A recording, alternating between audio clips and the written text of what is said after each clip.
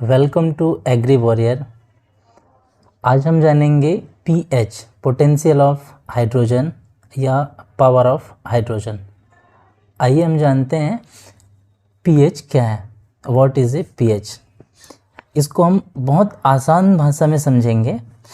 किसी भी विलयन की अम्लीयता व क्षारीयता को व्यक्त करने के लिए जिस स्केल का प्रयोग किया जाता है उस स्केल को हम पीएच स्केल कहते हैं। आज हम इसको स्केल के माध्यम से बहुत अच्छे से और बहुत सरलता से समझने की कोशिश करेंगे। 0 से लेके 14 तक इसका सीमा होता है, 0 से 14 तक। अम्ल 3 तरीके से होते हैं, एसिटिक, न्यूट्रल, अल्कलाइन। एसिटिक अम्ल, न्यूट्रल अम्ल, अल्कलाइन अम्ल, जिसको हम इस तरीके से समझते हैं। 0 से 7 तक जो भी स्केल रहेगा वह अम्लीय होगा। 7 से ऊपर जिसका स्केल होगा, पीएच होगा, वो क्षारीय होगा, और जिसका 7 होगा वह शुद्ध जल उदासीन होगा।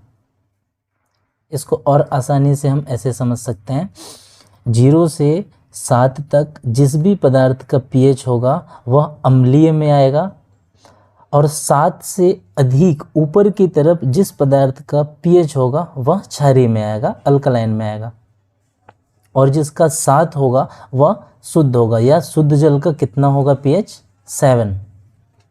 आगे हम इसको ऐसे समझेंगे कैटेगराइज्ड करके कि कौन कौन से पदार्थ हैं जो अम्लीय होते हैं, उदासीन होते हैं और क्षारीय होते हैं। तो जानते हैं सबसे पहले अम्लीय के बारे में। बैटरी का पानी अम्लीय होता है चूँकि इसका पीएच 0 होता है। लेमन, नींबू जो हम यूज़ में लाते हैं खाने में, उसका 2 होता है। विगनर जो हम खाने में अमूमन सब्जी में या प्रिजर्वेशन के लिए जो यूज़ में लेते हैं उसका 3 होता है। स्टोमक एसिड जो हमारे पेट में जो एसिड होता है वो 1 होता है। टोमेटो, टमाटर वो अम्लीय होता है, उसका 4 होता है पीएच। या कॉफ़ी का पीएच 5 होता है। मिल्क, दूध जो हम यूज़ में लेते हैं उसका 6 होता है। ये अम्लीय में आता है। अब हम बात करते हैं उदासीन की। उदासीन शुद्ध जल, हमने जैसे कि कुछ देर पहले बताया था 7, शुद्ध जल का पीएच मान होता है 7। वो किसी भी में आसानी से मिल जाता है, घुल जाता है। अब हम आगे चलते हैं क्षारीय समुद्र का जल, उसका पीएच होता है 8। साबुन वाला पानी या सोडियम हाइड्रोक्साइड 14, ये सब क्षारीय पदार्थ होते हैं। अब हम और आगे चलेंगे। अब हम जानेंगे कि अम्ल, कौन से अम्ल प्रबल होते हैं और कौन से अम्ल दुर्बल होते हैं। तो प्रबल अम्ल और दुर्बल अम्ल को जानने से पहले हम जाने स्टेप बाय स्टेप एक करके। प्रबल अम्ल हम किसको कहते हैं? प्रबल अम्ल हम उसको कह सकते हैं अधिक मात्रा में जो हाइड्रोजन आयन उत्पन्न करता हो उस अम्ल को हम प्रबल अम्ल कहते हैं, और जो कम मात्रा में हाइड्रोजन आयन उत्पन्न करता हो उसको हम दुर्बल आयन कहते हैं। प्रबल आयन में जिसका 0 से 3.5 पीएच हो वो हम प्रबल अम्ल में कैटेगराइज्ड कर सकते हैं उसको, जैसे कि सल्फ्यूरिक एसिड, हाइड्रोक्लोरिक एसिड। दुर्बल अम्ल हम कह सकते हैं जिसका 0.5 से 7 हो, जस्ट लाइक के H2CO3 carbonic acid, HCOOH formic acid, ये दुर्बल अम्ल में आते हैं। प्रबल अम्ल में एक और आप देख सकते हैं NaNH4OH, ये प्रबल अम्ल है, सोडियम बाइकार्बोनेट। ये हमारे प्रबल अम्ल और दुर्बल अम्ल हो गए। अब हम आगे चलते हैं। अब हम जानते हैं अम्ल के प्रकार के बारे में। अम्ल 2 तरीके से होते हैं, एक प्रबल अम्ल होता है, दूसरा होता है दुर्बल अम्ल। हम इनको विस्तार से समझते हैं। प्रबल अम्ल को पहले समझते हैं कि प्रबल अम्ल होता क्या है। वह अम्ल जो अधिक मात्रा में हाइड्रोजन आयन उत्पन्न करता है उस अम्ल को हम प्रबल आयन कहते हैं। और जस्ट इसका उल्टा, जो कम मात्रा में हाइड्रोजन आयन उत्पन्न करता है उसको हम दुर्बल अम्ल कहते हैं।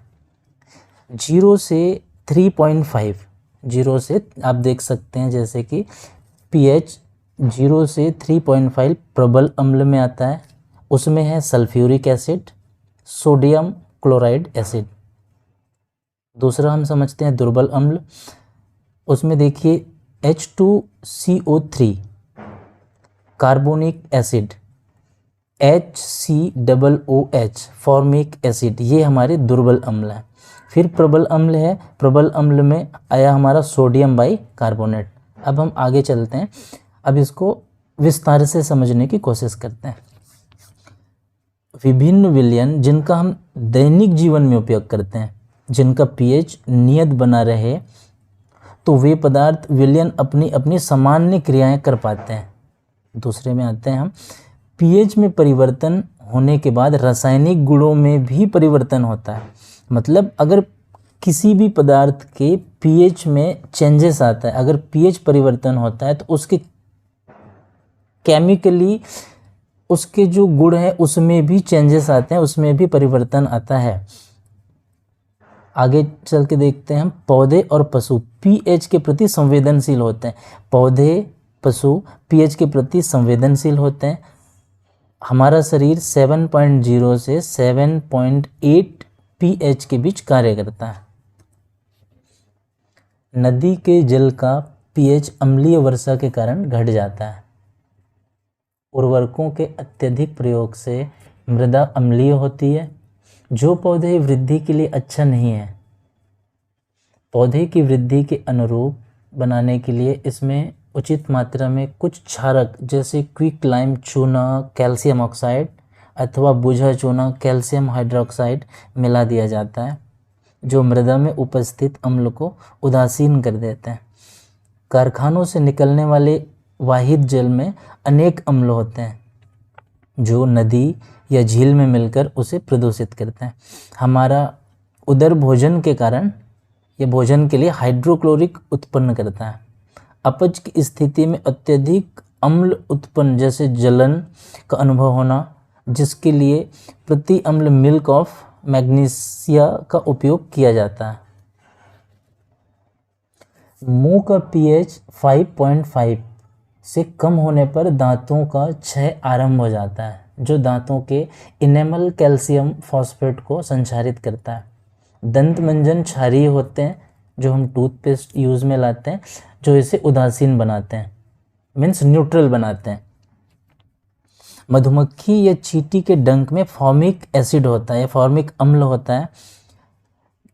जिस अंग पे अगर काटा गया हो मधुमक्खी या चींटी के डंक, वहाँ पे बेकिंग सोडा या जिसको कैलेमाइन कार्बोनेट कहते हैं, बेकिंग सोडा लगाने से आराम मिलता है। केलों की क्षारीय प्रकृति होती है, जो केलों का नेचर होता है वो अम्लीय क्षारीय होता है।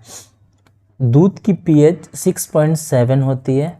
यदि दूध को कुछ समय तक बिना ढके या बिना उबाले कुछ समय बाद अगर बाहर रख दें तो कुछ समय बाद pH कम होने लगती है, जिससे कुछ समय बाद दूध फट जाता है।